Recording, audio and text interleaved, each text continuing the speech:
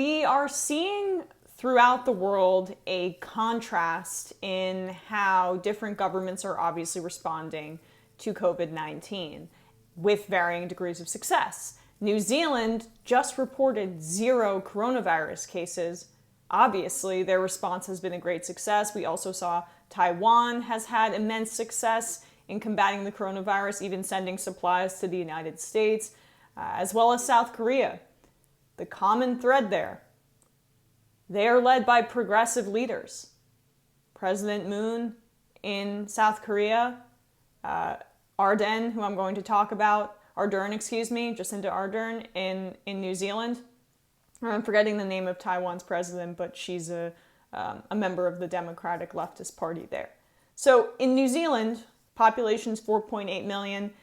They're beginning to come out of lockdown, and the government claims the virus has stopped spreading, seemingly showcasing the success of its go hard, go early lockdown strategy. Who would have thought if you were proactive and aggressive, you might combat the coronavirus?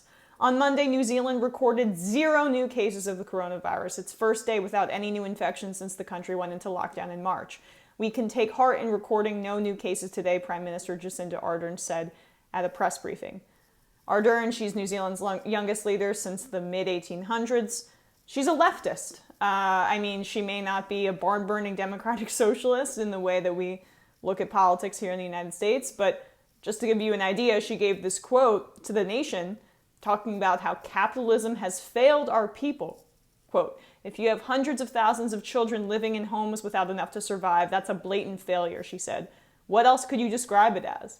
Describing capitalism as a failure is further left than can be imagined in the United States in terms of our elected leaders. That's pretty safe to say, I think. Even Bernie Sanders and Representative Alexandria Ocasio-Cortez don't go that far, talking about capitalism as a complete failure. And it goes to show, though, the leftist leaders are doing the right thing. They were proactive. They listened to the science. They focused on healthcare. They focused on testing. She and the rest of New Zealand were incredibly quick to enact lockdown measures. They pretty much locked down the entire country by mid-March. And, as I just mentioned, they were proactive and aggressive with testing. As well as being quick to enact lockdown measures, New Zealand has worked hard to ramp up testing. The country now has the capacity to process up to 8,000 tests per day, Ardern said last week, meaning New Zealand had one of the highest testing rates per capita in the world. That is not a coincidence. That is leadership from a progressive perspective. That is proactive. That is smart leadership. And if you guys recall, Jacinda Ardern was thrust onto the national stage after the horrific Christchurch massacre. And she responded in this deeply empathetic, amazing way towards her Muslim citizens in New Zealand. And it was a way, we can poo-poo symbolic leadership and the way leaders respond in times of crises, but that touched me. And she, implanted herself in my mind as someone to watch going forward. And I think a lot of people in the world took notice. And she's stepping up to the challenge when it comes to coronavirus as well.